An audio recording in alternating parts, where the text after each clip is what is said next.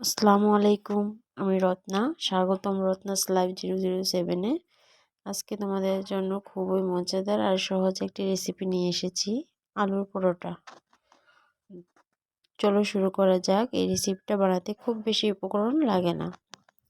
আর আলুর পরোটা বানানোর জন্য আমি প্রথমে আলুগুলো কেটে নিয়েছি। এখানে আলুগুলো আমি প্রথমে সিদ্ধ করতে দিয়ে দিলাম। আর এদিকে আমি একটি বাটিতে আটা নিলাম। এখানে আমি আটার ডো বানিয়ে নিব।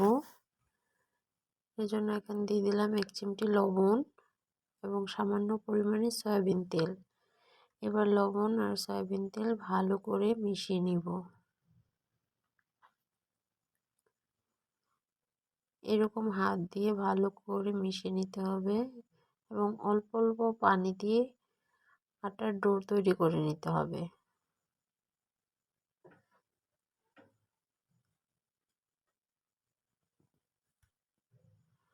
অল্প অল্প পানি দিতে হবে, একবারে সব পানি দেওয়া যাবে না।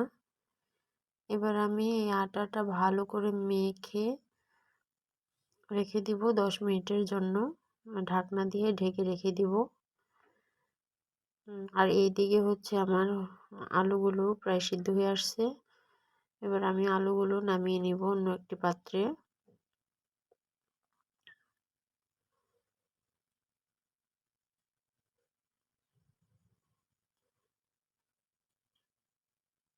এবার এই একই কড়াইতে হচ্ছে আমি সামান্য পরিমাণ তেল দিয়ে দিলাম। এখানে আমি শুকনো ঝাল ভেজে নিব। তোমরা চাইলে এই রেসিপিটা হচ্ছে কাঁচা ঝাল দিয়েও করতে পারো। আমি এখানে শুকনো ঝালটা দিয়েই করব। কাঁচা ঝাল দিলে আরো বেশি ভালো লাগে।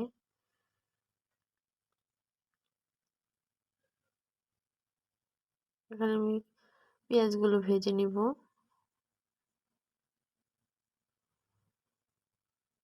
এবার পেঁয়াজগুলো ভাজা হয়ে গেছে, এবার নামিয়ে নিলাম। এবার আমি আলুর ভর্তাটা করে নিব। দেখো ভর্তা করা হয়ে গেছে। এবার আমি লেচির ভিতরে আলুর পুরটা ভরে নিব। আলুর পুর দিয়ে চারিদিক থেকে মুড়িয়ে নিব। এরকম করে মুড়িয়ে নিতে হবে যাতে আলুটা বের হয়ে না আসে। হাত দিয়ে ভালো করে চেপে চেপে মুড়িয়ে নিতে হবে। এই দেখো আমার এখানে 4-5টা হচ্ছে আলুর পরোটার জন্য লেচি বানিয়ে নিয়েছি, পুরো ভরে নিয়েছি। এবার আমি হচ্ছে আস্তে আস্তে বেলে নিব।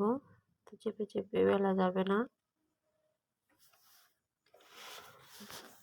তোমরা চাইলে আলুর পুরে একটু কাঁচা মরিচ বা চাট মশলা দিতে পারো, তাহলে পরোটাটার স্বাদ আরো মজাদার হবে।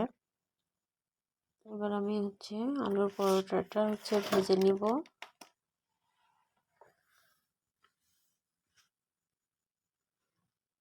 আমি এখানে দিয়ে দিলাম সামান্য পরিমাণে তেল। এবার দুই পাশে এরকম সোনালি কালার করে ভেজে নিব। দেখো আমার পরোটাটা ভাজা হয়ে গেছে।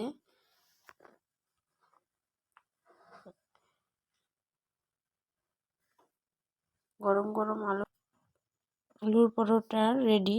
দই, আচার, সস যে কোনো কিছুর সাথেই দারুণ লাগে এই পরোটাটা। রেসিপিটা যদি ভালো লাগে লাইক আর কমেন্ট করতে ভুলবেন না। আর নতুন কেউ হলে আমার চ্যানেলে রত্নাস লাইভ 007-এ সাবস্ক্রাইব করে রাখবেন। ধন্যবাদ। আল্লাহ হাফিজ।